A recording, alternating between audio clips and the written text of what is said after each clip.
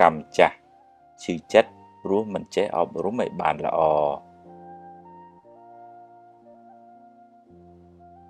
បើគេខឹងគេដុតខ្លួនគេហើយបើអ្នកខឹងគេវិញអ្នកក៏ដុតខ្លួនឯងដែរមនុស្សមិនល្អគ្រប់10ទេរៀនមើលចំណុចល្អគេឲ្យបានច្រើនពេលនិយាយស្ដីឲ្យគិតក្រែងចិត្តគេខ្លះផង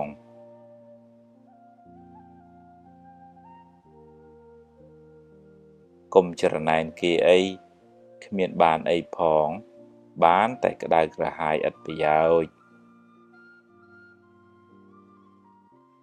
កុំអុចអាលឲ្យគេឆ្លោះគ្នាបាបណាស់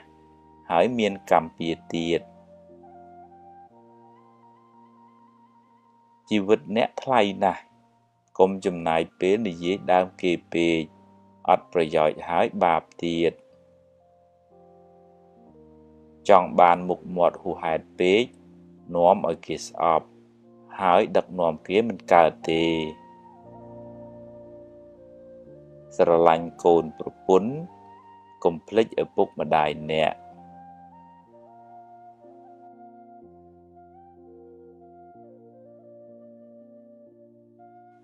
គ្មានអ្នកណាចេះតែធ្វើតាមចិត្តយើងគ្រប់ពេលទេរៀនអត់ធន់ខ្លះទៅបើខុសសុំទោសគេទៅឆាប់ចប់រឿង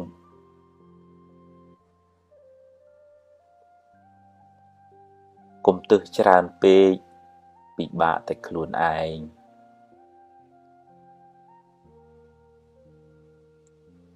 ខឹងច្រើនឆ្លោះច្រើនចម្រើនទុក្ខ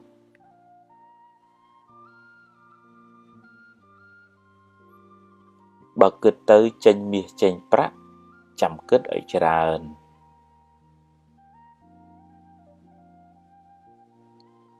កុំចូលចិត្តរមាស់មាត់និយាយដើមគេពេកបាបហើយមានកម្មពៀទៀតកាប់ប្រឡាយទើបទឹកវាហូរប្រឹងសាងទើបសំណាងកើតកុំចូលចិត្តជន់ជើងគេឯងក្រែងឈរជើងមិនបានយូរបើសរសើរឲ្យគេឮគ្រប់គ្នាបើបន្ទោសរកកន្លែងណាស្ងាត់បើដាស់តឿនគេត្រូវមើលពេលតាំងចិត្តឲ្យល្អហើយនិយាយឲ្យពីរោះស្ដាប់ផង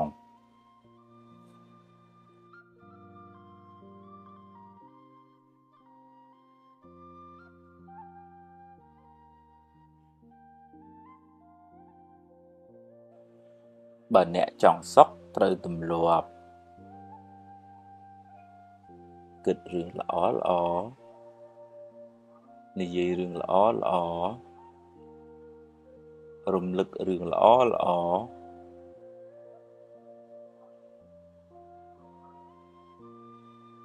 សេពគប់មនុស្សល្អរៀនលើកលែងទោសមើលមនុស្សត្រង់ចំណុចល្អ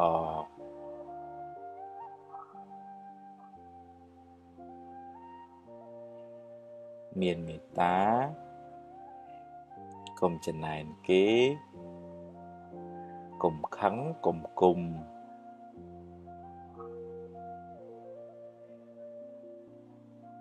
កុំស្មុគស្មាញពេកកុំស្ដាយក្រោយកុំបារម្ភពេក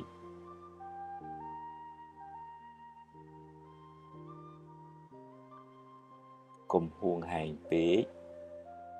កុំលោភលន់ពេកកុំប្រកាន់ខ្លួនពេក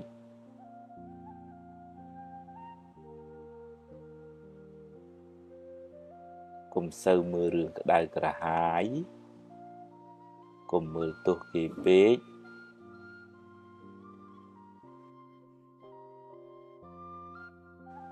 បើឃើញគេធ្វើបានល្អកុំកំណាញ់ពាក្យលើកទឹកចិត្តកុំភ័យពេកអីភ័យពេកទៅបានតែកើតទុក្ខ គ្មានដោះអីចេញផងចង់ឲ្យគេគោរពត្រូវចេះគោរពគេមុន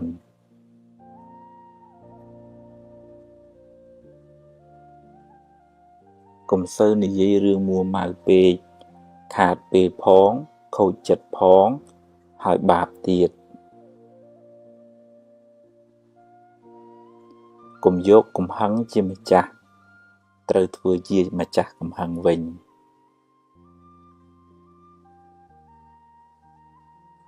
កុំហូបច្រើនពេកនាំឲ្យឈឺច្រើនខ្ជិលដូចជ្រូកអាយុខ្លីឆាប់ស្លាប់បើមានរឿង100ឲ្យអ្នកយំអ្នកមានហេតុផល1000សម្រាប់ញញឹមរួចបន្តដំណើរទៅមុខទៀត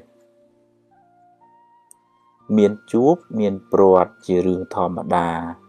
កុំកើតទុក្ខពេកកុំរវើរវាយច្រើនពេកគិតមួយណាឲ្យប្រកបជាមួយនឹងទើបមិនសូវស្មុគស្មាញ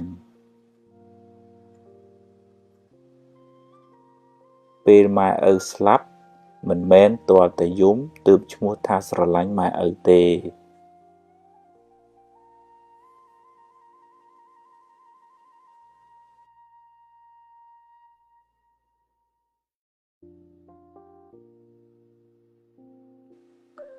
យកឈ្នះកំហឹងក្នុងចិត្តអ្នក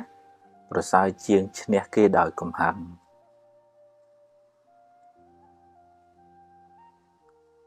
រៀនសប្បាយចិត្តនឹងអ្វីដែលអ្នកមានអ្នកនឹងមិនសូវកើតទុក្ខពេកទេ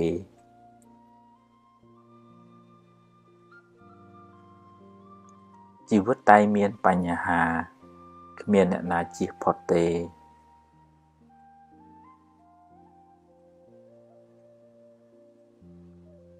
ធ្វើទានជួយសង្គ្រោះអ្នកដទៃ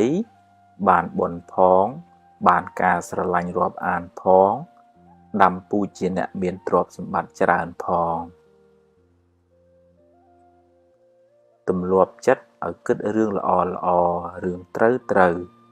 ជីវិតមិនសូវមានទុក្ខទេផ្ទះជាជំរកកាយគុណធម៌ទាំងឡាយជាជំរកចិត្ត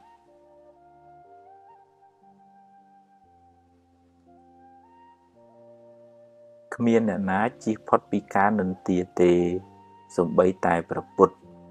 កុំសូវយកពាក្យគេមកបំផ្លាញសេចក្តីសុខក្នុងចិត្តអ្នកឡើយ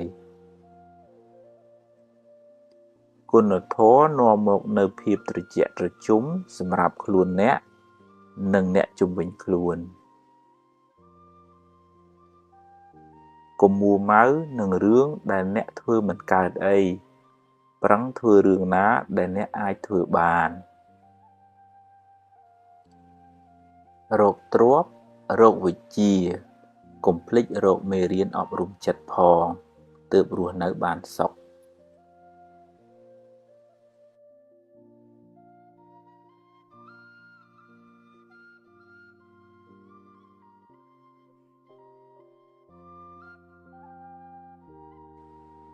កុំយកមុខយកមាត់តែម្នាក់ឯងចែកគេខ្លះទៅទើបធ្វើការជាមួយគ្នាបានយូរកុំទម្លាប់បន្ទោសបង្អាប់គេ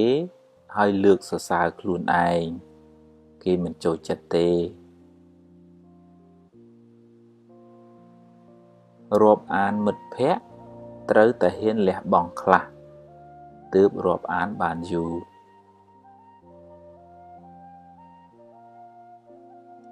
សម្លាប់កំហឹងចោលទើបរស់នៅបានសុខ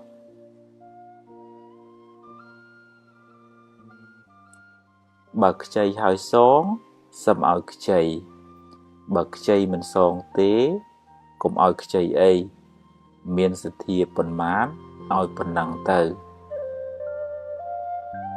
ពេលគេធ្វើត្រូវចេះសរសើរខ្លះផងកុំប៉ិនតែខាងបន្ទោសពេក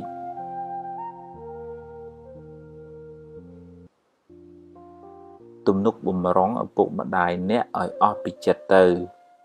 កុំចាំពេលគាត់ស្លាប់បានយំមិនប្រសើរទេ ចេះទទួលខុសខ្លះផងកុំប៉ុនទៅខាងចង្អុលមុខគេពេកគេមិនចង់ធ្វើការជាមួយទេវាសនាមនុស្សមិនដូចគ្នាទេគេមិនដូចយើងយើងមិនដូចគេកុំប្រៀបធៀបគ្នាអី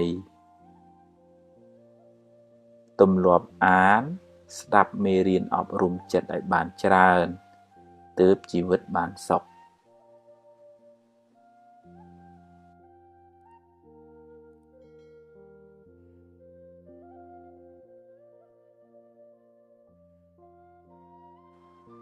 កំហឹងដុតបំផ្លាញសេចក្តីសុខក្នុងចិត្តអ្នកដំបូងគេកុំស្ដាយក្រោយអីព្រោះបើស្ដាយទៅ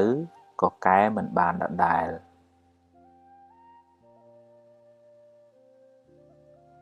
កុំកើតទុកនឹងរឿងដែលមិនទាន់កើតឡើងពេកអី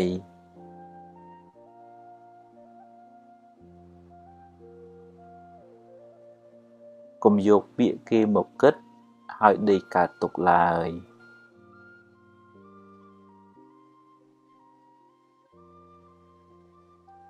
រៀនសរសើរ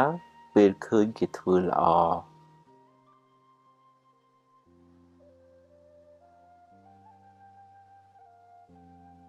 រៀនទទួលយកការពិត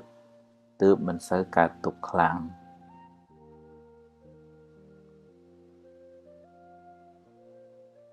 ទម្លាប់នឹកគិតរឿងណាដែលនាំឲ្យរីករាយចិត្ត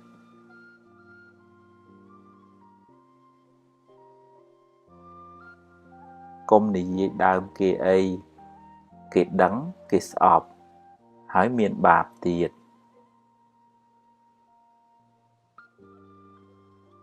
ប្រឹងសាងល្អឲ្យហើយកុំចាំថ្ងៃស្អែកជីវិតមិនទៀងទេបើខឹងតែកុំគុំអីរៀនភ្លេចខ្លះទើបមិនសូវក្តៅ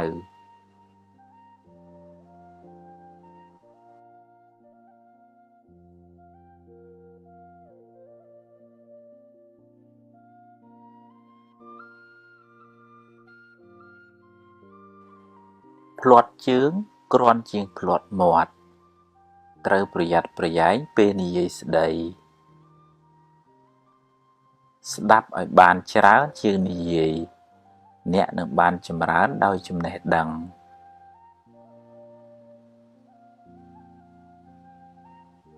បើអ្នកអាចគ្រប់គ្រងខ្លួនឯងបានមិនយូរទេអ្នកនឹងអាចគ្រប់គ្រងគេបានមិនខានរូបស្អាតតែកិរិយាមារយាទមិនល្អមានអីប្រសើរទៅ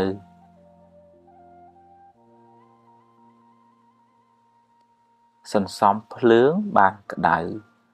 សន្សំខឹងបានទុក្ខសន្សំធម៌បានត្រជាក់ចិត្តស្រឡាញ់រាប់អានមនុស្សគ្រប់គ្នាតែមិនអាចទុកចិត្តគ្រប់គ្នាបានទេ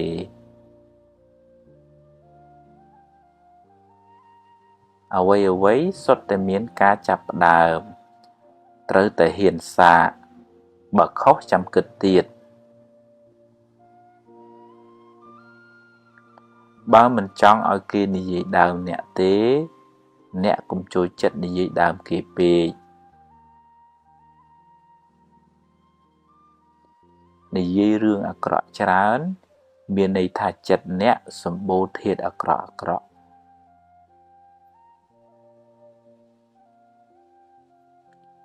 សង្ឃឹមខ្លាំងខកចិត្តក៏ខ្លាំងដែរសង្ឃឹមចុះតែបើបានប៉ុណ្ណាក៏ព្រមតាមប៉ុណ្ណឹងទៅ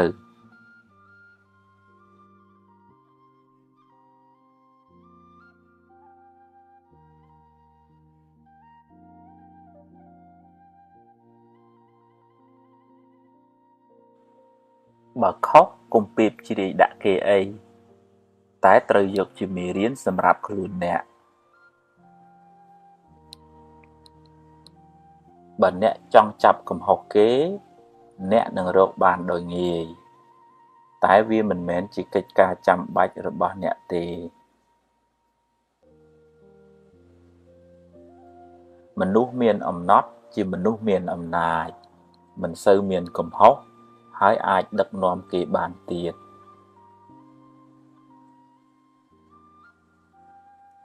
ប្រាជ្ញាជាភ្នែកការតស៊ូជាជើងដើរមានទាំងពីរទើបបានសម្រេចឋានៈតូចតាចគ្មានអីគួរឲ្យខ្មាស់ទេអ្វីដែលគួរឲ្យខ្មាស់អៀនគឺមានឋានៈតែខ្វះសមត្ថភាពធ្វើជាគំរូល្អប្រសើរ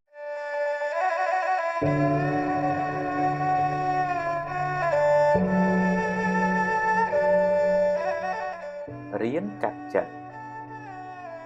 រឿងណាកន្លងផុតទៅហើយឲ្យវាផុតទៅចុះកុំស្ដាយអីស្ដាយទៅក៏គ្មានបានផលអីមកវិញដែរបើរឿងអាចកែខៃបានប្រឹងដោះស្រាយទៅតែបើកែខៃមិនកើតទេចាត់ទុកថាវាជាផលបាបរបស់អ្នកទៅចុះអ្នកអាចយកវាជាបទពិសោធន៍ជីវិតបានតែកុំស្ពាយសំពីសំពងពេកធ្ងន់ពេកទៅមុខមិនឆ្ងាយទេចាប់ផ្ដើមគិតរឿងថ្មីរឿងបច្ចុប្បន្នរឿងដែលត្រូវធ្វើបន្តទីបំផុតនៃរឿងមួយជាចំណុចចាប់ផ្ដើមនៃរឿងថ្មីមួយទៀតបើអ្នកព្រមបញ្ចប់វាតែបើអ្នកនៅក្តៅក្រហាយនឹងរឿងចាស់មានន័យថាអ្នកអនុញ្ញាតឲ្យទុកពីអតីតបង្កើតកូនចៅមករំខានអ្នកដល់ពេលបច្ចុប្បន្នបន្តទៀតអ្នកនៅតែជាជនរងគ្រោះរបស់អតីតកាលដដែលខ្មោចងាប់ហើយត្រូវយកទៅកប់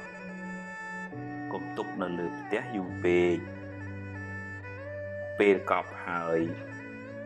កុំគាស់មហិតអីក្លិនមិនល្អទេបើដើរត្រូវសម្លឹងទៅមុខកុំបែរក្រោយយូរពេកប្រយ័ត្នមានគ្រោះថ្នាក់បើអ្នកប្រឹងប្រែងថែរក្សាវាហើយតែវានៅតែមិនគង់វង្សមានន័យថារបស់នោះមិនមែនជារបស់អ្នកទេរៀនអនុញ្ញាតឲ្យអតីតកាលកន្លងហួសអ្នកទៅហើយរៀនអត់ឱនឲ្យខ្លួនឯងផងប្រឹងប្រែងតស៊ូពីថ្ងៃនេះតទៅរៀនដោះលែងខ្លួនអ្នកពីអតីតកាលជីវិតអ្នកនឹងបានប្រសើរ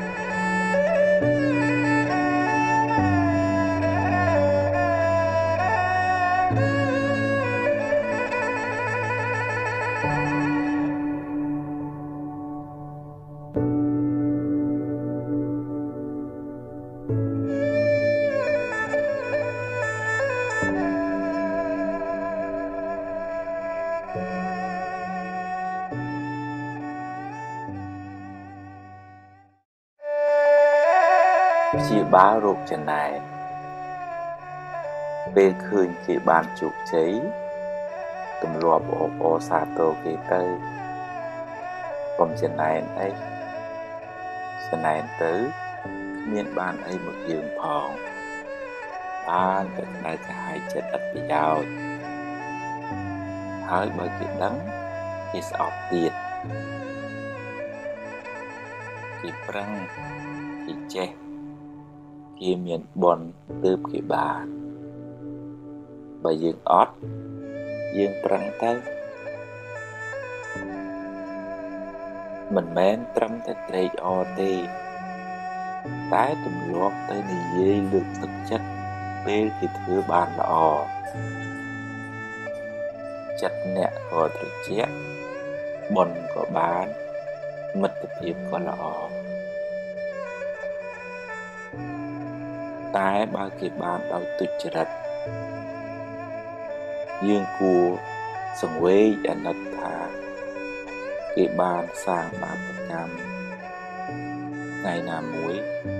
គេនឹងទទួលផលកម្មនោះវិញមិនខានយើងមិនត្រេកអរជាមួយគេទេហើយក៏គ្មានអីត្រូវចំណែនដែរតែគួរអាណិតវិញ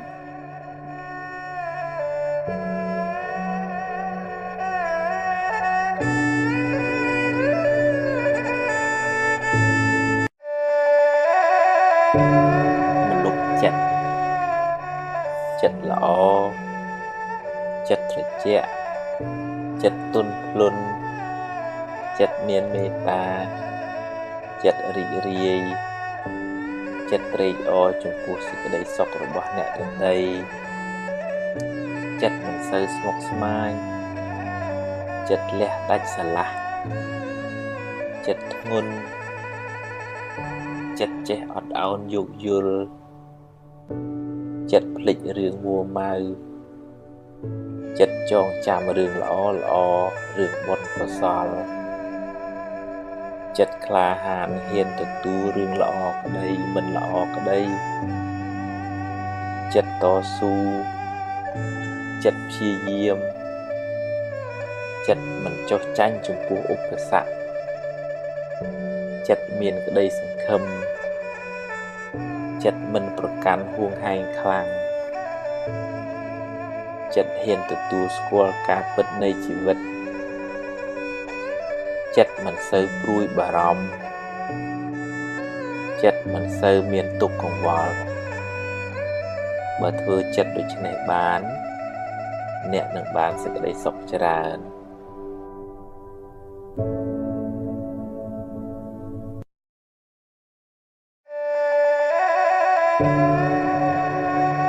វិបត្តិផ្លូវចិត្តជាសាមញ្ញជនគ្មាននរណាម្នាក់ដែលថាអត់បញ្ហាផ្លូវចិត្តនោះទេគ្រាន់តែតិចច្រើនតាមកម្រិតនៃការអប់រំចិត្តរៀងខ្លួនចិត្តមានវិបត្តិព្រោះចិត្តសម្បូរមេរោគ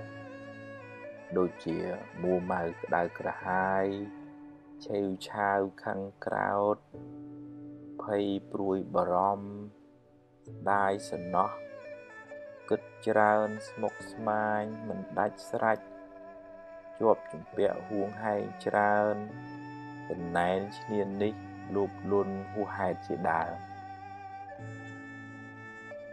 បើមិនទាន់ឈឺខ្លាំងទេត្រូវចាប់ផ្ដើមព្យាបាលបណ្ដើរទៅរៀនកាត់បន្ថយរៀនលះបន្តិចម្ដងដោយស្មារតីដាស់តឿនខ្លួនឯងរឿយគ្មានព្រះអង្គព្រះអិនណាមកជួយយើងបានទេតែបើធ្ងន់ធ្ងរហើយត្រូវមានពេលសម្រាកពីការងារខ្លះដើម្បីលំហែកាយលំហែចិត្តឲ្យបានស្រួលគេងឲ្យបានគ្រប់គ្រាន់នៅក្បែរមនុស្សល្អស្ដាប់រឿងល្អមើលសៀវភៅអប់រំចិត្តជួបជាមួយគ្រូពេទ្យចិត្តសាស្ត្រពិសាថ្នាំតាមវិជ្ជបញ្ជាស្ដាប់ឱវាទពីព្រះសង្ឃ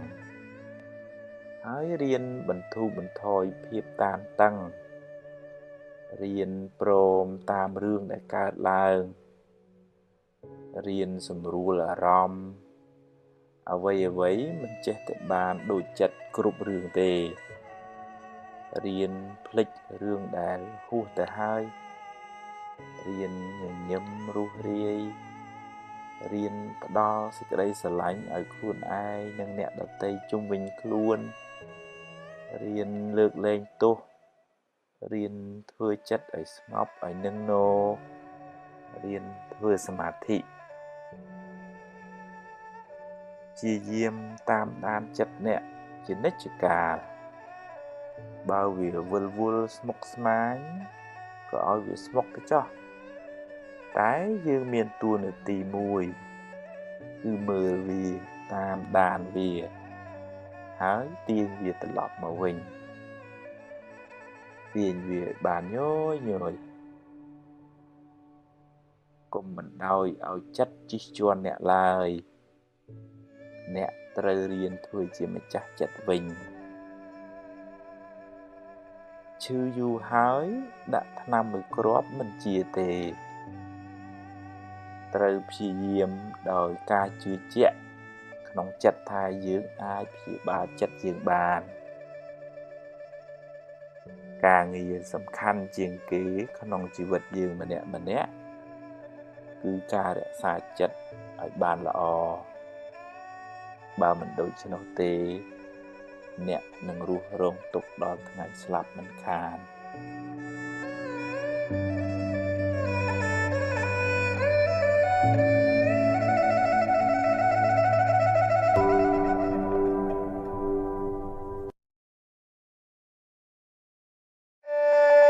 ឈឺមិនដឹងខ្លួនឆេវឆាវច្រើនអន់ចិត្តច្រើនស្មុគស្មាញច្រើនគិតច្រើនពិបាកចិត្តច្រើន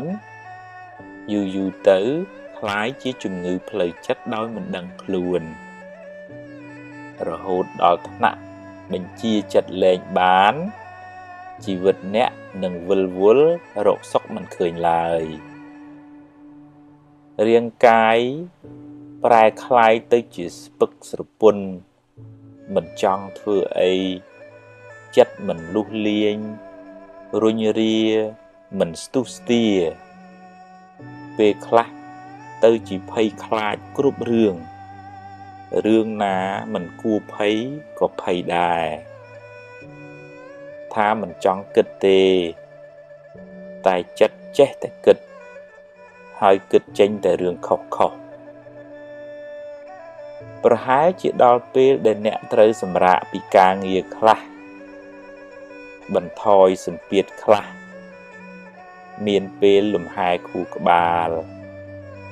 ហើយរៀនផ្ដោតសេចក្តីស្រឡាញ់ឲ្យខ្លួនឯងរឿយថាសូមឲ្យខ្ញុំបានសុខរួចផុតពីទុក្ខសូមឲ្យខ្ញុំបានសុខរួចផុតពីទុក្ខនឹកដល់ពាក្យនេះឲ្យបានរឿយហើយទម្លាប់ហៅចិត្តឲ្យមកនៅក្នុងផ្ទះគឺរូបកាយអ្នកវិញកុំឲ្យវាដើរអនាថាច្រើនពេកទម្លាប់តាមដានវាបើវាទៅណា